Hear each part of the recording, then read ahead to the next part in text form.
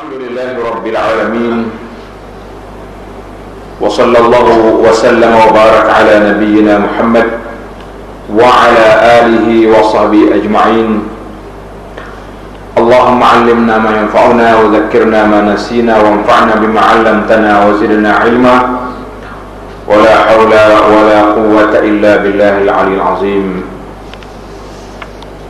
Yang dihormati Fadil Tuan Imam selaku pengacara majlis, pengurusi yang dinyata kuasa, dan semua imam-imam Bilal Masjid Ar-Rawdah, muslimin dan muslimat para jemaah sekalian, Assalamualaikum warahmatullahi wabarakatuh.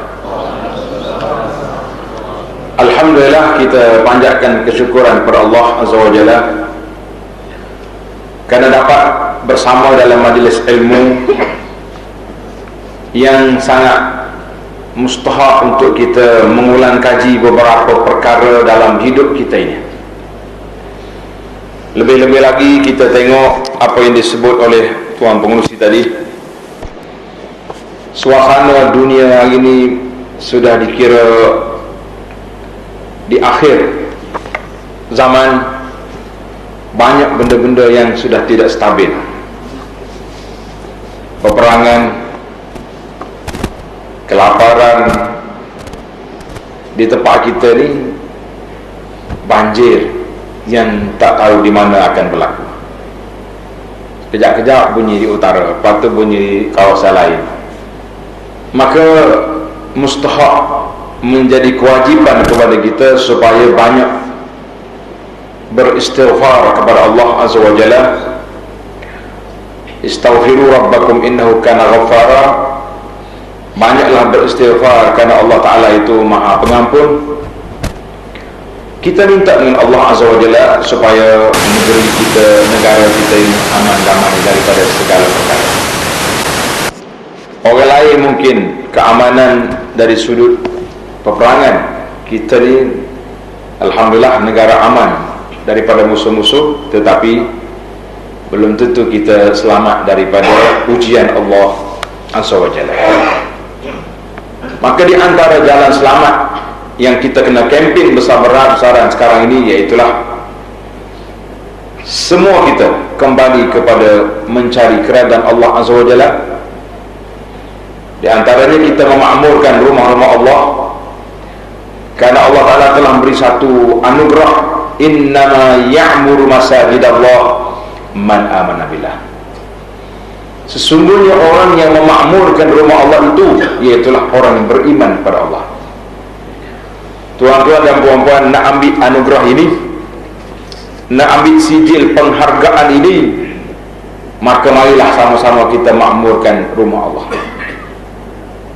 Makmur dengan buat pembangunan itu satu kerja, tapi lebih besar daripada itu memakmurkan rumah Allah itu, iaitulah dengan menghadiri solat berjamaahnya, menghadiri majlis-majlis ilmunya, dan berbagai-bagai lagi aktiviti yang telah kita rancang untuk merapatkan, mendekatkan kita kepada jalan yang diridai oleh Allah Azza wa Jalla.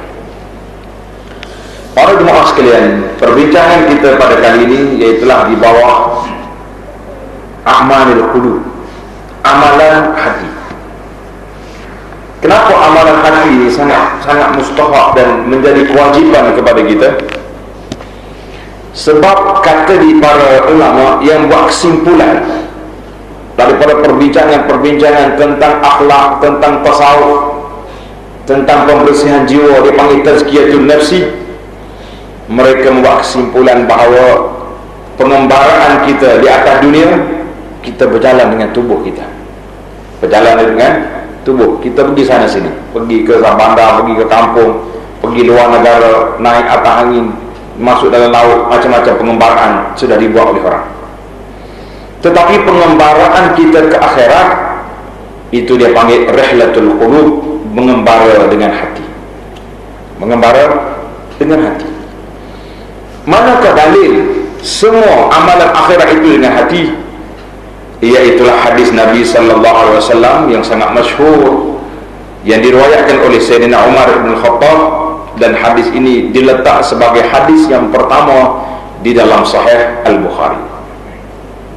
Apa kata Nabi sallallahu alaihi wasallam? Innamal a'malu binniyat. Semua amalan itu dengan niat. Bila kita cari niat, niat duduk kat mana? Niat kita di mana? Dalam hati. Kata di para ulama kita, Imam Nawawi contohnya, tokoh ulama Syafi'i yang pakar lebih dah hadis, dia kata mahalluha al-qalbu. Tempat niat itu dalam hati. Jadi maka mustahak sangat, menjadi kewajiban sangat-sangat kita para jemaah sekalian, kita berreklah, mengembara dengan hati kita untuk sampai ke akhirat. Semua benda kita akan tengok nanti dalam perbincangan kita ni, tajuk dia al-wara', iaitulah wara'. Kita kadang-kadang nak tengok wara', zuhud, apa penilaian kita? Kita tengok orang tu tak cakap dengan orang gitu, jalan tunduk ya, itu wara' ni. Enggak kan? Tapi wara' pun waktu jamuan 2 kali tambah senyak ya, tambah. Tapi wara' dia, wah, itu wah, tengok kawan kita selekeh, baju tak gosok, kereta motosikal tak basuh, itu zuhud tu. Itu penilaian yang duduk berlega dalam kepala kita, yang mesti kita betulkan. Maka kata di para ulama, apakah makna wara'? Kalau tuan-tuan ada pen, ada kertas, ada note, tulis. Makna wara' itu tarku mayuri, bukan meninggalkan perkara-perkara yang meragukan kita. Benda ni molek tak molek ni air ni, ragu, tinggalkan. Tapi ada kaedah nanti. Kaedah wara' bukan was-was. Dengar, dia ada setengah orang ni, dia bukan wara' tapi was-was. Air ni kan masuk dalam botol, masuk isi bau ni, botol basuh tak basuh? Sudah. Itu dia bernaik taraf was-was pula. Ni tak hidup atas dunia ni. Semua benda dia tak boleh jalan dah. Itu dia panggil was-was, itu bahaya. Bahaya. Nanti saya cerita bahaya was-was mungkin di akhir nanti. Jadi wara' itu iaitulah tarku mayuri, bukan meninggalkan perkara yang meragukan kita. Setiap benda yang kita ragu, tinggal. Macam mana kita nak kata ragu? Kita pun tak tahu nak nilai kan. Contoh kita tengoklah bekas yang terbuka, dan tempat ini ada benda-benda duduk mari. Jadi kita tahu air itu bersih tak bersih, maka di saat itu kita kata ada evidence yang boleh meragukan, barulah kita kata ragu. Wa nafi ma ya'ibu, dan mengenepikan, menolak segala benda yang mengaibkan kita. Mengaibkan kita. Kalau orang tanya, kenapa Pak Haji tak pergi? Tadi kan majlis tadi suka-suka, tadi pesta-pesta sikit. Tak boleh pergi. Kalau pergi situ tercabut kopiah saya. Itu mengaibkan kita. Sebab makam orang itu berbeza-beza. Ada orang makam dia, arah dia imam, ustaz, pendakwah. Mungkin tempat macam ni tak sesuai bagi dia pergi. Tapi bagi kita orang biasa ni pergi, orang tak kata apa, kau datang juga ya? Datang, tengok-tengok je. Tapi kalau imam mari tak, imam mari juga. Syahid Allah. Tempat imam kata, aku nak tengok orang melompat yang mudah nak aku tebak nanti. Sekurang-kurangnya imam ada jawapan juga. Tapi itu dia panggil perkara yang mengaibkan, kita tak buat. Tak buat. Sampai peringkat ulama kata setakat mana aib? Kita penceramah, pendakwah, tengah-tengah mengajar, bismillah, ambil air minum tangan kiri.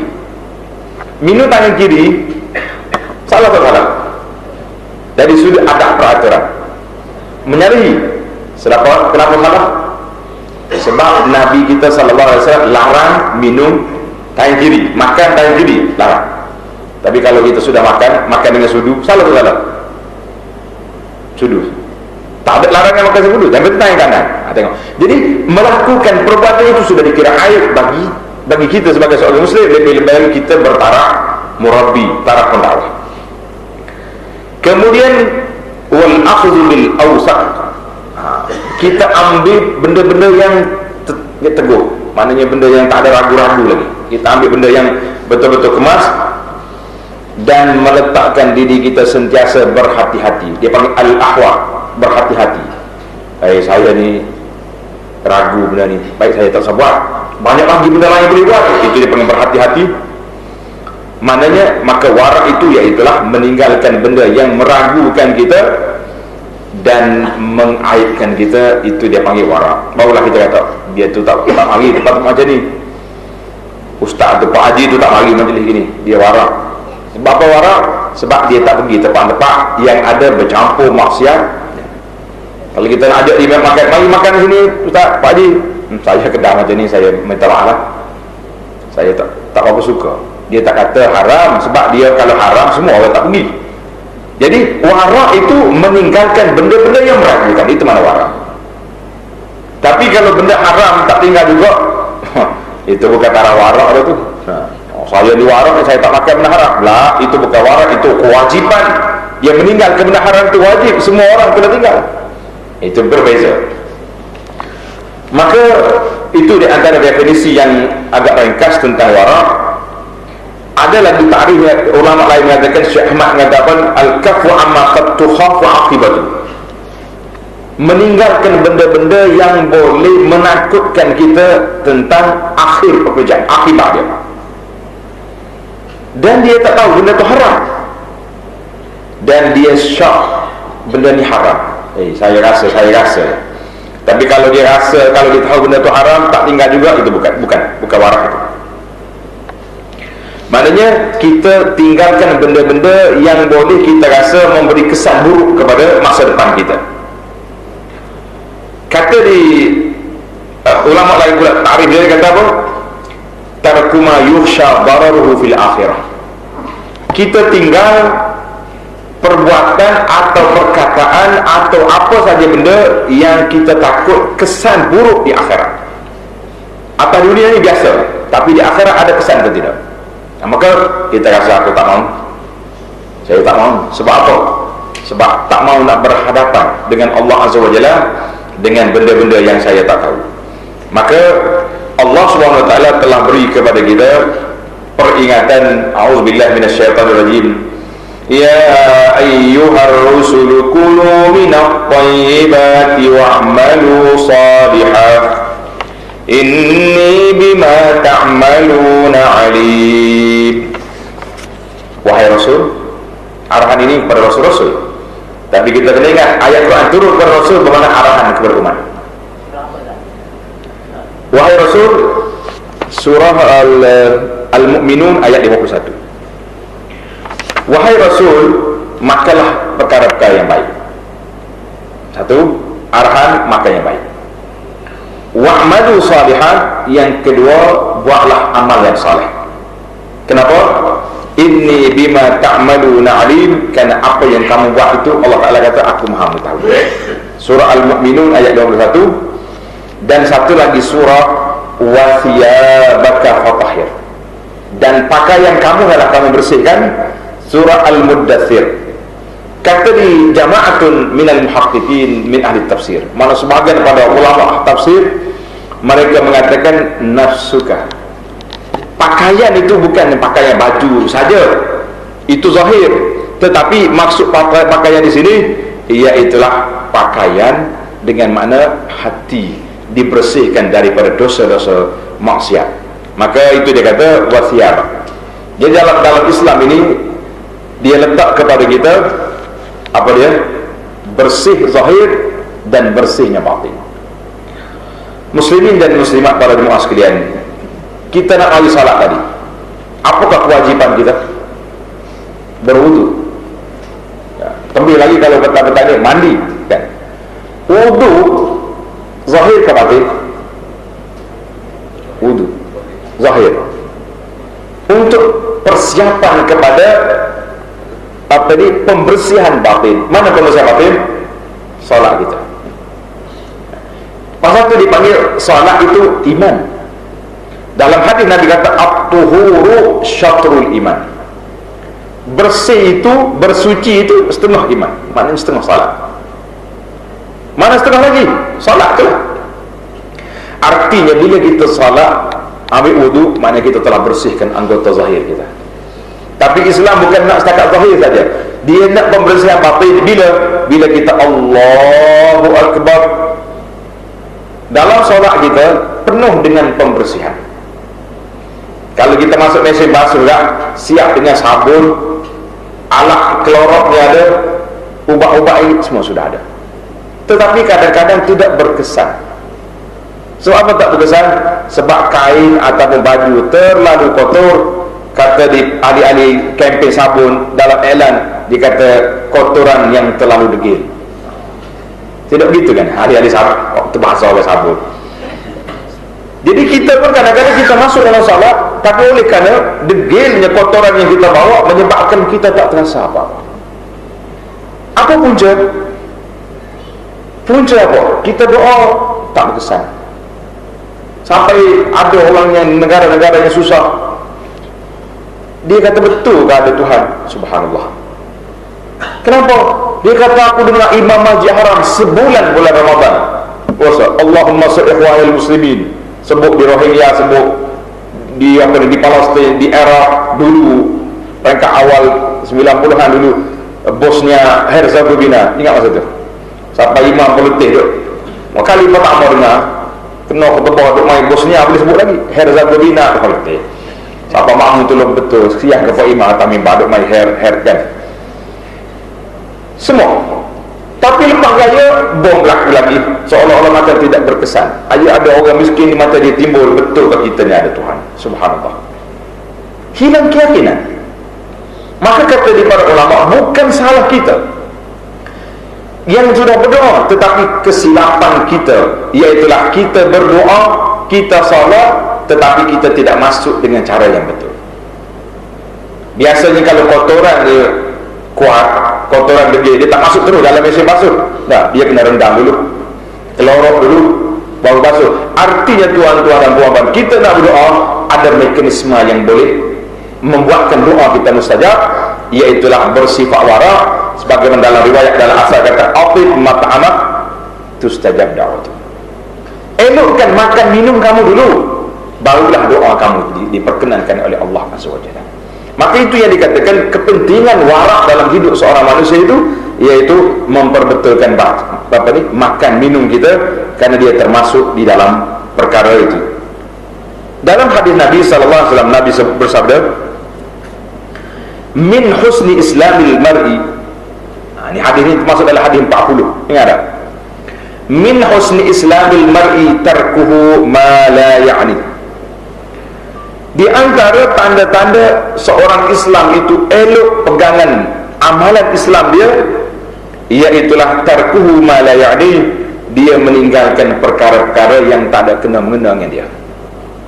Kita tinggalkan benda yang tidak berfaedah kepada kita. Jadi kalau tanya awak ni, semua isu tak ulas. Minyak naik pun senyap dia. Dia kata minyak naik jangan berjalan banyak, sesama masalah dah. Itu ya orang tu kata.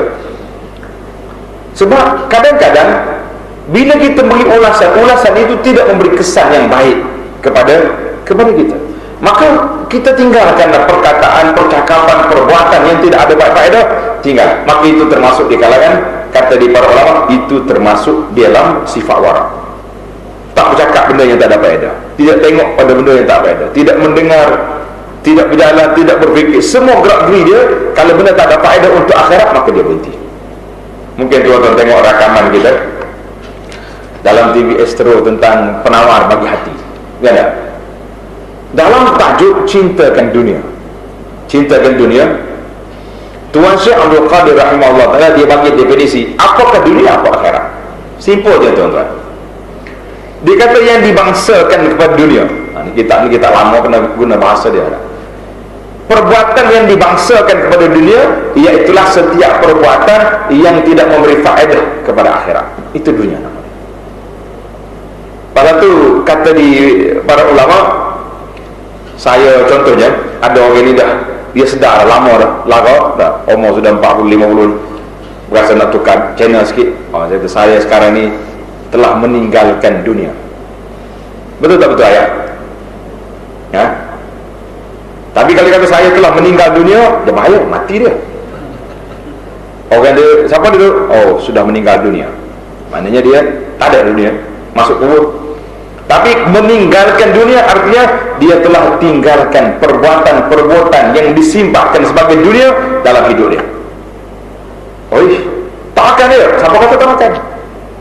Makan, minum, duduk dengan isteri, semua itu tidak dikira semata-mata dunia kalau diniatkan untuk akhirat. Masya Allah, tabarakallah.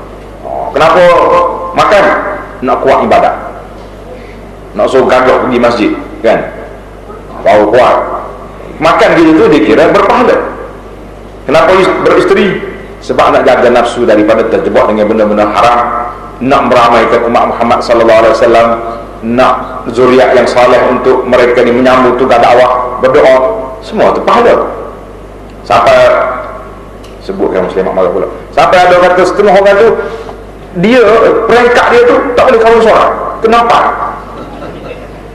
Contohnya orang ni terlalu warak dia ni, jadi kita nak lahirkan zuriat-zuriat yang seperti itu juga, maka kena ramaikan dia. Tapi masalah orang baik-baik ni seorang tu jadi aja. Mungkin dia warak, maka dia tak sibuk hal lain dah. Dia kata berpada dengan apa yang ada. Baik, pokok ni warak belakang juga. Warak belakang. Maka baiklah.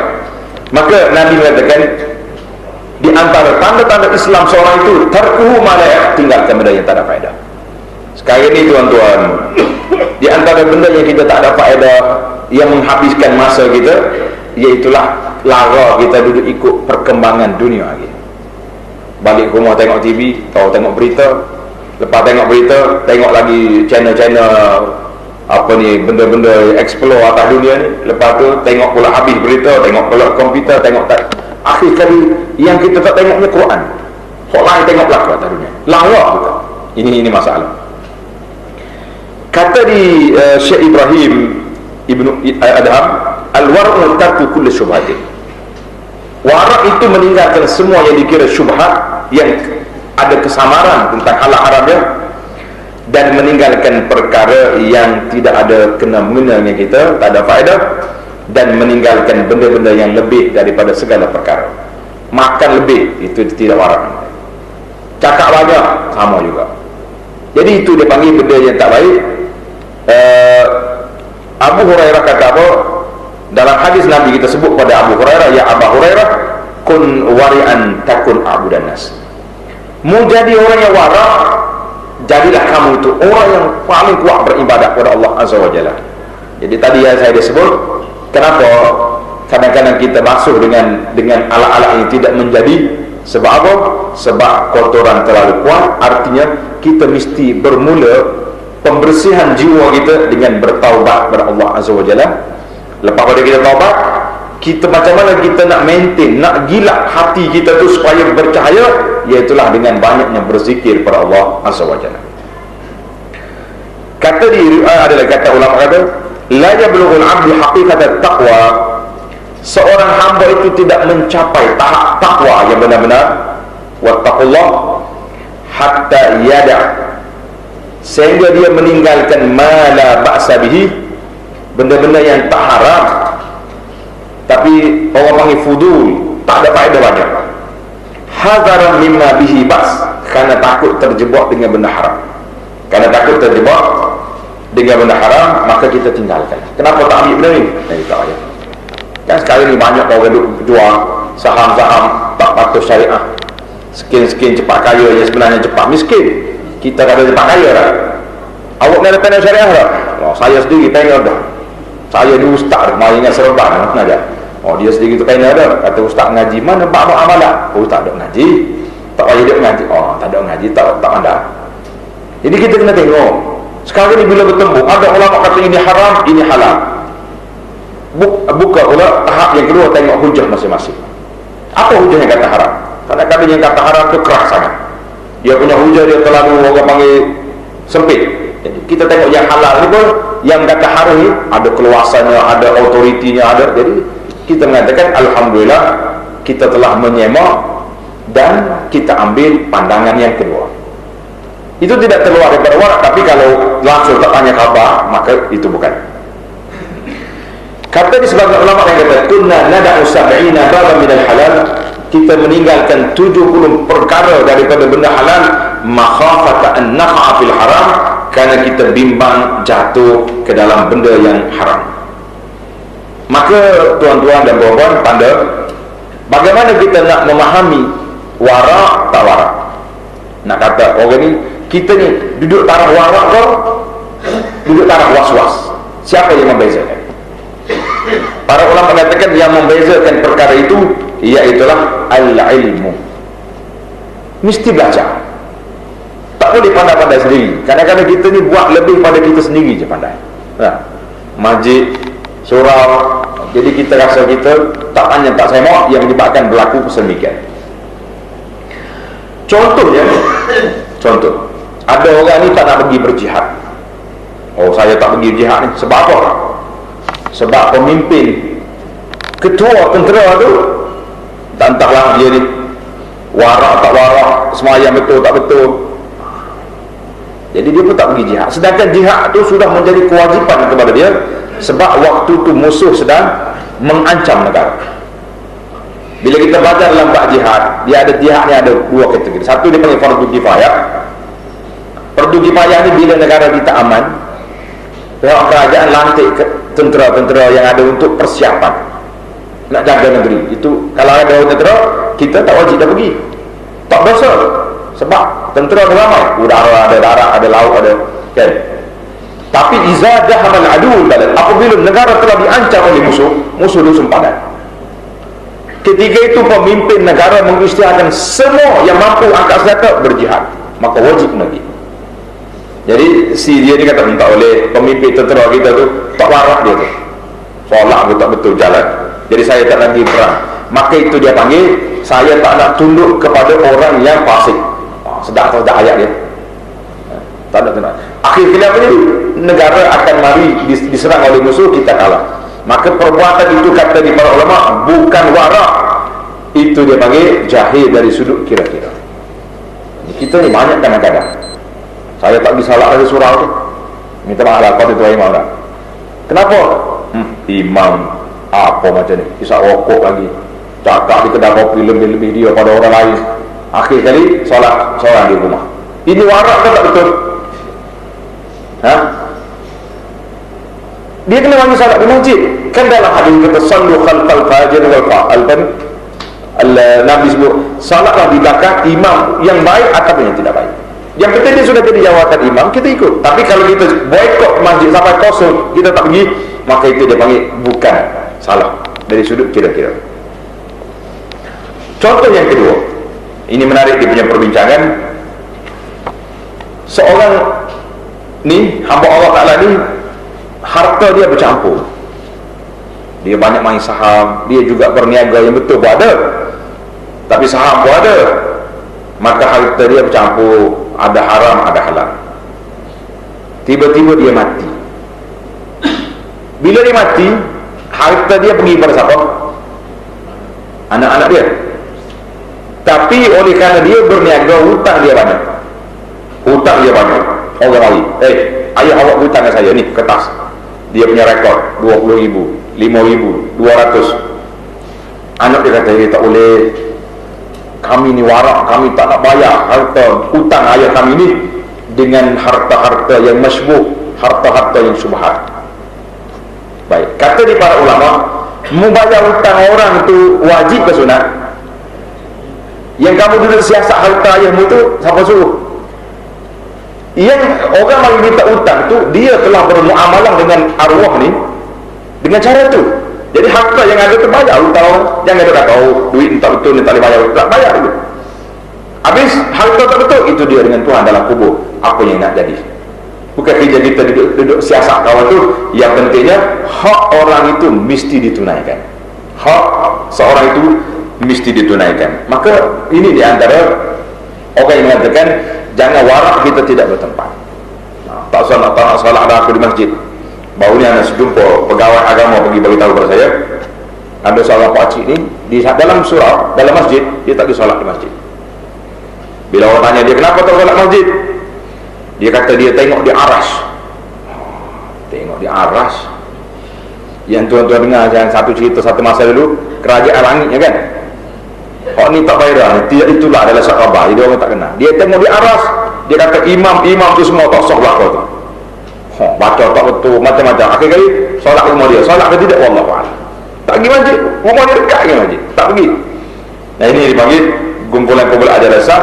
Jadi kita jangan sampai mereka mengenepikan hak orang semata-mata ayah kita ni lebih daripada sepatut. Ada sebahagian orang, contoh lagi, bila ayah dia mati, dia mari, dia kata, ustaz, saya ni sayang ke ayah kita. Kata, memang lah, siapa dia tak sayang ke ayah. Jadi oleh kerana ayah saya ni mati, saya nak suruh ustaz kira agak-agaknya berapa saya kena bayar fidyah.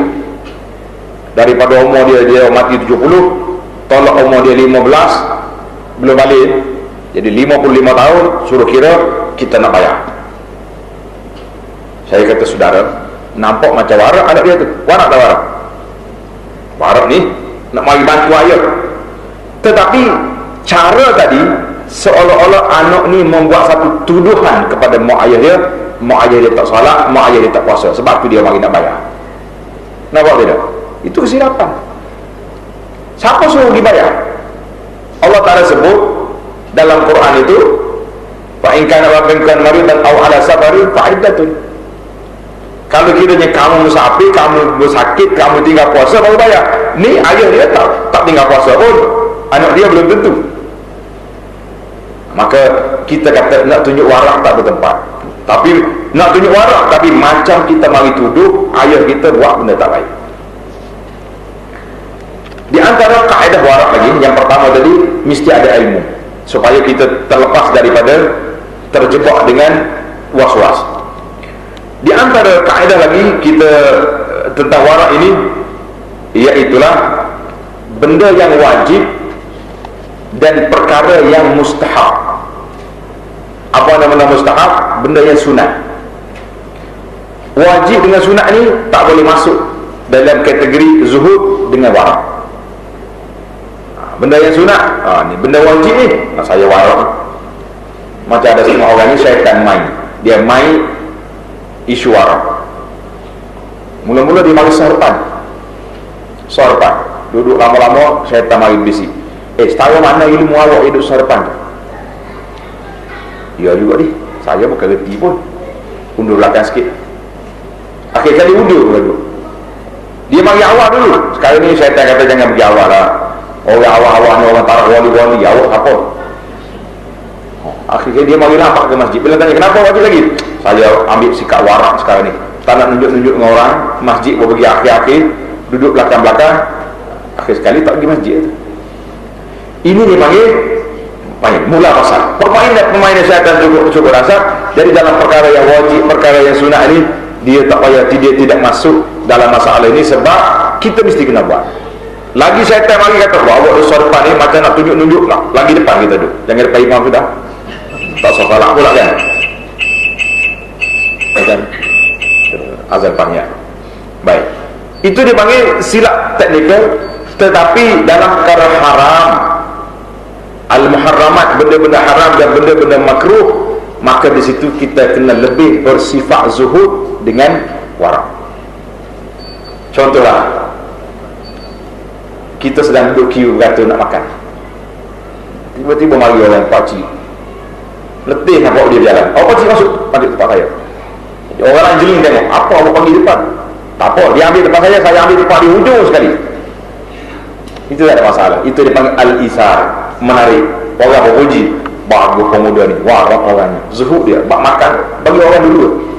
Sampai-sampai jadi nanti kebetulan makannya habis. Bismillah, inna ilaihi raji'un. Tak apa, saya beli.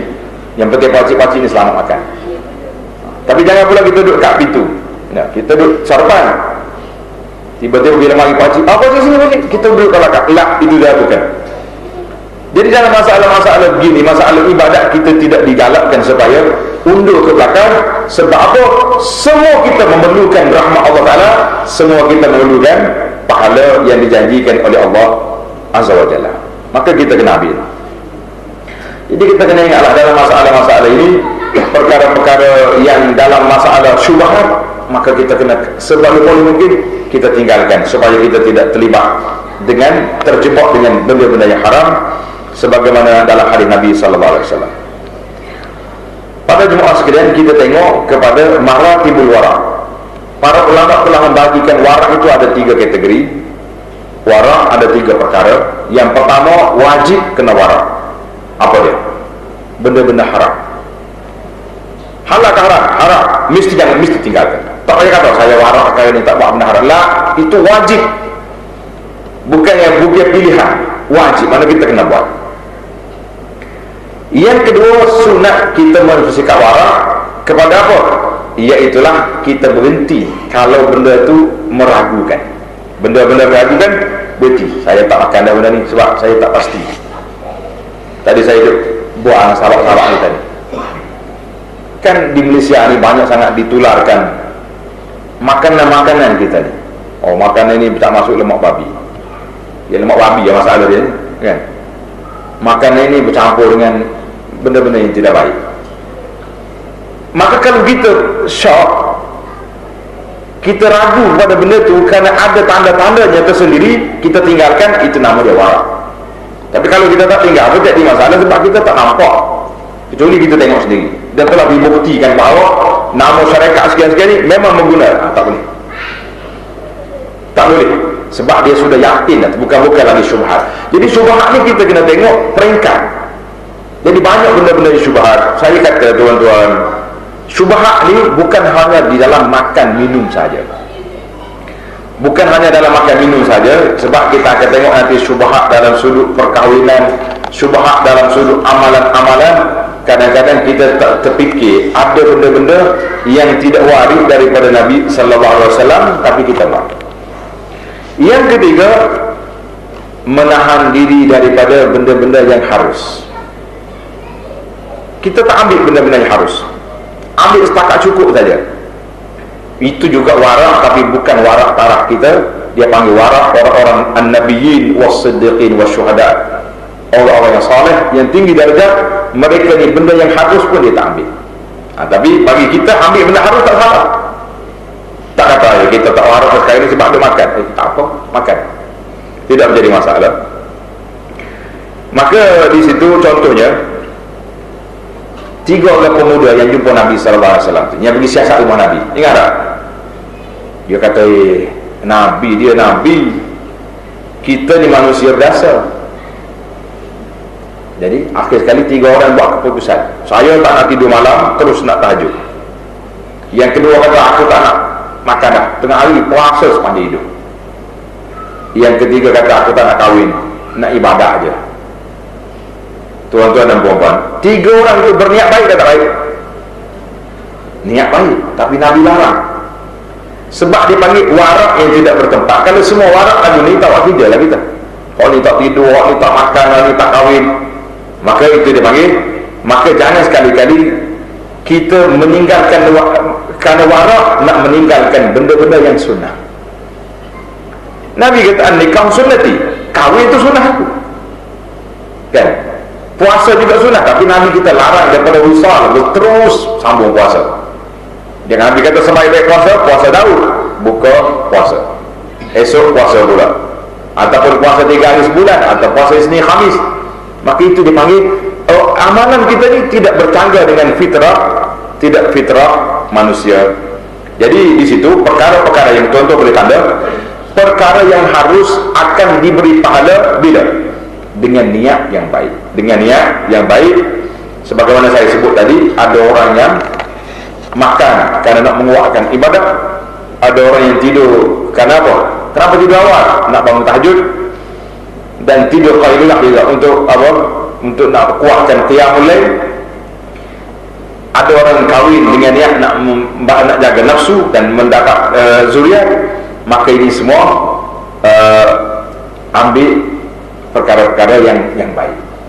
Tapi ada juga warak daripada benda yang halal, benda yang harus, tapi dia boleh membawa kepada benda haram. Itu jangan. Itu dia panggil benda-benda yang ni. Ataupun warak benda harus, tapi dia mengganggu kita daripada mengingati Allah Azza wa Jalla. Jadi ini juga termasuk dalam perkara tersebut. Kemudian kita pergi kepada manzilatul warak, kedudukan warak itu setakat mana. Warak ni iaitulah suatu benda yang senang, nak sebutnya senang, tetapi dia berbeza-beza darjat seorang manusia, akan membezakan darjat seorang manusia di akhirat esok dengan sebab warak dia, Masya Allah. Jadi ada orangnya bila sebut kata tilka hududullah, itu sempadan Allah Ta'ala buat, mu jangan ganggu dia, mu jangan langgar dia. Wa tilka hududullah wala taqrabuha, itu hudud Allah Ta'ala, maka jangan kamu dengan hampiri. Maka di sini kata Nabi sallallahu alaihi wasallam, al-ismu, apa dosa? Al-ismu ma haqa fi sadri. Dosa itu ialah satu benda yang kita dok mikir dalam hati kita ni, rasa malu ke orang, benda-benda yang tak baik. Wa in aftaka anhu nas, walaupun orang kata baik. Ini benda syubhat. Tapi kalau benda betul-betul haram, kau dok mikir, saya dalam hati saya tak haram. Itu tak boleh lagi tu. Dia kalau dia patah daripada orang lain pula tak boleh. Jadi kita kena belajar, tengok. Maka Nabi kita sallallahu alaihi wasallam dalam hadis Nabi kata apa? Al-halalu bayyinun wal haramu bayyin. Benda yang halal tu nyata dan yang haram juga nyata. Jelaslah, haram. Judi haram, riba haram, tapi ada benda tak jelas. Wa bainahuma umurun mushtabihat la ya'lamuha katsirun minan nas. Ada tengah-tengah tu benda yang kesamaran kita tak pasti. Jadi ada setengah muamalah kita ni macam muamalah yang dulu orang kata baik al-inah kan, perbankan Islam baik al-inah. Tiba-tiba mari paina-paina syariah dia kata baik al-inah diharamkan sebab menyalahi daripada hadis Nabi sallallahu alaihi wasallam. Maka timbul syubhat di saat itu. Jadi kalau kita dah terjebak dengan dia, maka ketika itu kita tinggalkan, kita betulkan balik channel-channel yang telah ada. Cerita Nabi SAW menceritakan warak orang zaman dulu dengan cerita sebagai motivasi kepada kita. Orang dulu ni dia beli tanah. Bila beli tanah dengan sahabat dia, tiba-tiba dia jumpa dalam tanah itu tempayan emas. Bahasa kita hari ni panggil apa? Harta karya lah. Oh, aku kaya, suka kita. Dia ambil barang tadi, pergi jumpa tuan tanah yang dia beli. Dia kata, Syekh, ambil ni barang awak. Banyak. Kita jual tanah, tiba-tiba orang tu mari hantar barang kita. Bagi dua tak ada. Bagi dua lah. Awak ni barang. Tuan tanah tadi kata apa? Dah, aku dah jual tanah sekali dengan barang-barang dalam tanah. Ambil kamu. Tak boleh, aku beli tanah ya, aku tak beli tempayan. Zaman kita ni agak-agak boleh jumpa apa lagi ni. Oh, masing-masing mahkamah lah. Mahkamah terus nak membatalkan jual beli yang tak awal tadi. Saya silap. Silap pula. Tak usah kata jual jumpa tempayan mana. Jumpa biji-biji ni, biji besi pun tak mudah lagi. Maka dia bawa kes ini kepada hakim, kepada qadi. Qadi kata apa? Ambil lah kau. Tak mau. Dia ni tak mau. Akhir sekali masing-masing warak. Tuan qadi kata, mu ada anak tak? Dia kata, saya ada laki-laki. Mu? Anak perempuan. Kira-kira berbeza dua tu, kahwin. Apa tu harta tadi? Bagi kedua orang ni. Sama-sama. Mu ayah tak mau ambil, bagi kamu. Suka pula anak dia ni kan. Seronok dia kata.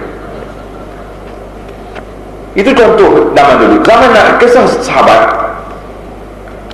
Mereka Abu Qatadah kata, satu masa Nabi kita berjalan Nabi ke Mekah pakai ihram.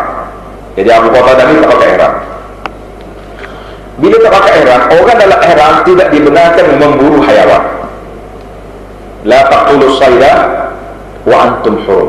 Jangan bunuh hayawan perburuan dalam keadaan kamu berihram. Jangan bunuh. Jadi Abu Qatadah ni jalan, dia nampak hayawan-hayawan duk jalan sekali ni di Ma'an. Tapi mereka ni tak tunjuk apa pun. Tiba-tiba himar wahsi, zebra, kuda belang, dia panggil himar wahsi. Kalau himar dongki tak boleh makan, itu haram. Zebra boleh makan. Sebab dongki itu dia bodoh. Binatang yang bodoh di antara sebab lah. Jadi orang tak makan dia. Kalau makan juga, orang tak makan dia, tak mudah bagi kita. Tak tahu nak di mana dah. Di antara hikmah khinzir, babi tak boleh makan tu, di antara khidmat dia binatang yang tak ada cemburu. Tak ada cemburu. Mana kalau makan hal tu, beres tu kereta bini, mau ambil bini kawan tu, tak ambil bini dia. Pergi melompat atas betah, tak ada rasa apa-apa. Walaupun hari ini kita tengok sebahagian daripada masyarakat orang Islam tengok isteri terutuh aurat pun tak ada masalah. Anak-anak tahu tak memberes ya, tak ada apa-apa. Pasal tak akan babi lagi tu. Baru tengok orang makan baru pun terkesan. Sallallahu alaihi wasallam. Jadi sahabat ni bila dia bawa bayi, tak nak makan lah. Dia kata Abu Talhah pergi tangkap hayawan perburuan sebab dia orang tengok tadi. Takut jadi syubhat.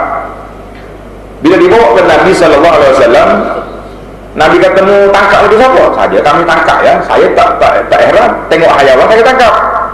Maka Nabi kata, "Kuluh. Halal, mau makan tak ada masalah apa-apa." Jadi sahabat-sahabat ni dia tengok takut sebab apa? Sebab takut-takut mereka ni ada juga isyarat kepada Abu Talhah hayawan dia. Subhanallah, itu dia panggil waraknya para sahabat radhiyallahu anhu. Pada satu hari Nabi kita sallallahu alaihi wasallam tengok cucu dia Al-Hasan bin Ali pegang sebiji tamak, letak di mulut. Buah tamak makan orang Arab cukup, makan di mulut. Nabi tengoklah, Nabi pegang mulut cucu dia. Nabi kata kah. Bahasa Arab kata kah, mana kali tak kahit balik. Pasal apa? Nabi kata, aku bimbang takut-takut tamak tadi hak sedekah, hak zakat. Dan Nabi SAW dengan keluarga dia tak boleh makan zakat. Ini masalah. Contoh-contoh yang sangat menarik. Allah, kalau kita nak baca lagi tuan-tuan, memang sangat menarik. Sayyidina Abu Bakar As-Siddiq radhiyallahu anhu pernah satu hari dia lapar. Bila lapar, pembantu dia bawa mari makanan. Dia pun tak tanya, dia pembantu dia, khadam dia mari, bismillah makan. Sudah makan, khadam dia tanya, "Tuan, biasanya tuan tanya mari mana makanan, hari ini kenapa tak tanya, apakah makan terus?" Abu Bakar pun tanya, "Mau ambil mana?" Selupa nak tanya dia, lapar sangat nak makan dulu. Dia kata, "Allah, waktu saya zaman jahiliah dulu, saya pernah pergi jadi bomo. Takahur, maknanya al-kahanah, pergi jadi bomo. Saya tak reti pun, aku tipu dia ya. Tipu di bomo, rupanya sembuh penyakit tu. Kebetulan.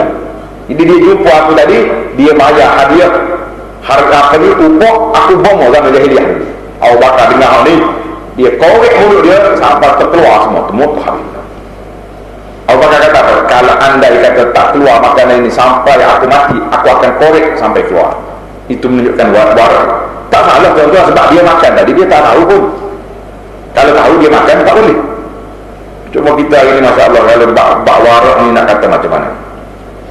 Ya? Macam mana kita nak kata bak warak?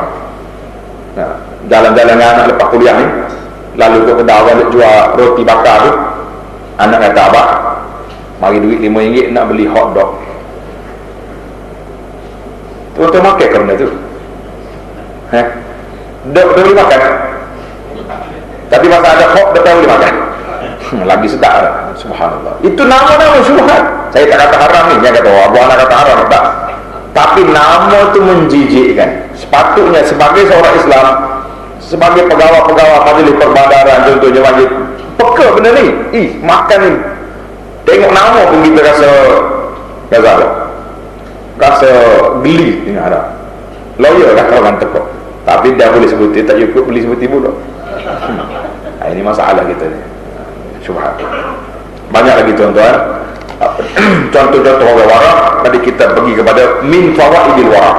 Apakah faedah warak? Yang pertama sekali, orang yang warak ini akan menyelamatkan diri dia daripada azab Allah. Sebab apa? Kita tak buat benda-benda yang meragukan, tak buat, tak makan. Yang kedua, kita dapat melepaskan diri daripada benda-benda yang haram. Saya tak ambil. Yang ketiga, boleh menjauhkan dia daripada sibuk menghabiskan waktu dalam perkara-perkara yang tidak berfaedah. Kalau ada, mari kita bagi buah-buah, kita tanya dia, nak buat tadi apa? Sajalah ulah-ulah isu semasa. Allah minta maaf lah, saya tidur awal malam. Baik di rumah awak baca buat, pergi buat tak ada faedah langsung. Kalau cakap buat saja free, tapi kalau dah masuk hal orang, ada free. Saya sudah masuk bertukar channel kepada buah-buah, kepada mengumpat. Na'udzubillah. Yang keempat, orang yang warak ini boleh mendapat mahabbatullah, kasih Allah Ta'ala kepada dia. Sebab inna Allah yuhibbul mutawarri'in, Allah Ta'ala suka kepada orang yang wara. Yang kelima, orang yang sifat wara ini mustajab doa dia. Tadi kita dah baca, atib mat'amat, baikkan makanan kamu, maka mustajab doa kamu. Yang keenam, dia akan mendapat keredaan Allah Azza wa Jalla, mendapat keredaan Allah Azza wa Jalla. Yang ketujuh, berbezanya tingkatan seorang hamba Allah Ta'ala di dunia ini, di akhirat esok, dengan apa? Dengan adanya sifat wara. 7 kelebihan. Sekarang kita berpindah kepada beberapa masalah. Masalah-masalah ini penting tuan-tuan. Kadang-kadang kita bimbang, takut-takut terjebak dengan was-was. Contohnya, di antara benda yang menjadi khilaf ulama, iaitulah binatang bakal. Bara ni kuda kahwin dengan dongki, anak dia tu dipanggil bakal. Kuda halal, dongki haram, jadi anak dia tu halal haram, campur. Yang di mana itu khilaf dia, tak boleh nak makan bakal, kerana dia mutawali daripada benda yang halal dengan haram.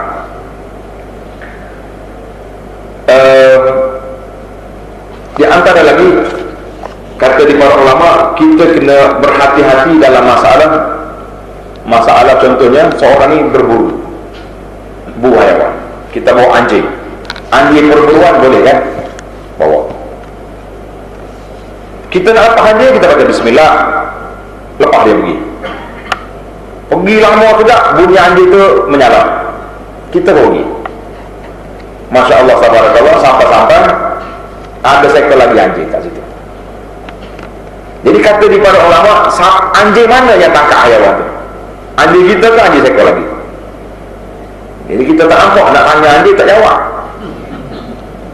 Jadi maka di situ timbul syubhat. Tak yakin dah, tak tahu anjing mana. Anjing kita ni tak apa, sebab kita dah ajar dia mukallibin. Dia pergi kita baca bismillah, tapi takut seekor lagi yang tangkap.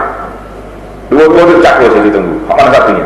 Masing-masing berbuk nak haiwan tu, ada nyala. Sudah. Tinggal bagi ke anjing makan, tak payah ambil kita.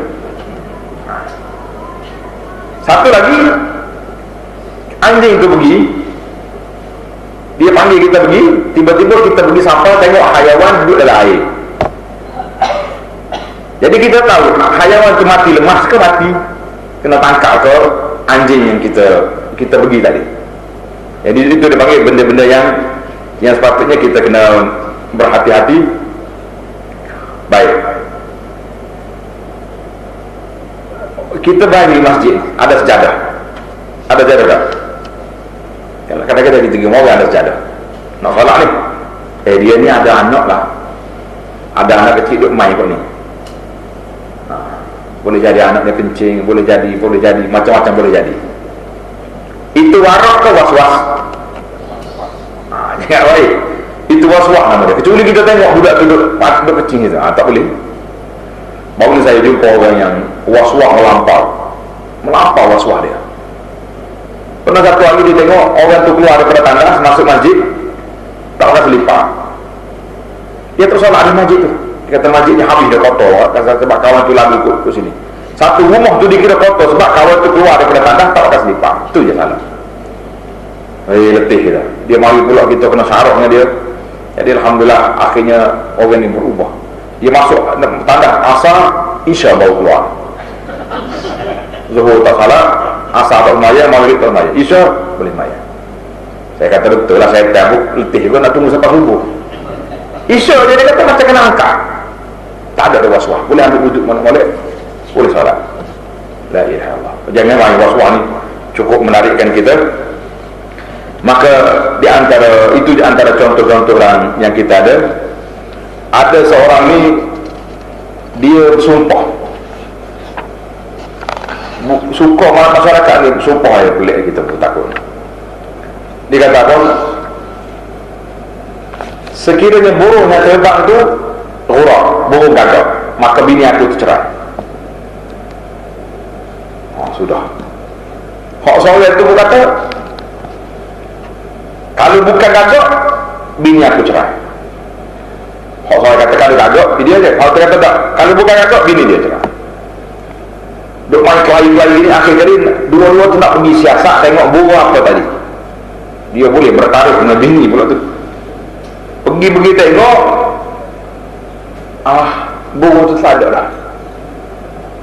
Buruk ni mesti dua tu je, sama ada gagak atau tidak gagak, betul tak? Sekarang ni bini siapa tu cerai? Bini siapa yang kena cerai?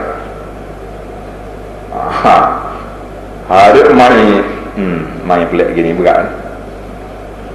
Maka itu dia panggil permainan-permainan yang jangan dimain. Sekarang ni banyak.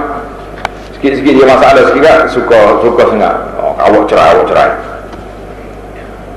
Ada kes setengah-setengah ibu ni, dia marah ke nanti dia disuruh anak dia cerai. Mung tak cerai bini mung, aku tak ngaku anak. Anak dia kena cerai atau tak kena cerai? Berat juga tu. Dia luar hati bini, tak? Dia ni pegang tak cerai mati mak. Nak. Orang pergi tanya Imam Ahmad, ya Imam, macam mana saya nak buat ni? Mak saya suruh cerai bini. Imam kata, in kana birru ummi fi kulli syai'. Kalau orang ni memang warak, semua hak mak dia suruh dia buat belaka, kecuali hak ni satu je, aku cerailah bini tu. Tapi kalau banyak hak lain tak buat, tiba-tiba hak ni ya, saya ni oleh kerana tak mak saya cerai, hak lain tak ilah-ilah pun, itu bukan warak nama dia tu. Itu memang dia, aku tak nak juga ke bini tu pun. Sedikit dengan mak dia, berselingkuh ni sebalik mak. Jadi banyak. Yang juga tu dah. Ada seorang ni nak pergi minta budak perempuan. Tiba-tiba mari makcik. Makcik tu mak akak kita, mak menyusu kita, pernah susukan kita. Muhammad, engkau kan nak susu aku? Aku tak ingat lah, budak perempuan ni ke kakak dia yang aku pernah menyusu dulu. Boleh tak boleh dia teruskan pembinangan atau kena balik? Kena balik, sebab benda tu belum berlaku lagi. Dia kata apa? Aku tak tahu budak ni dia ke kakak dia. Syak tak syak? Ada syubhat ke gitu? Ada syubhat. Pernah di zaman Nabi SAW berlaku kes macam ni.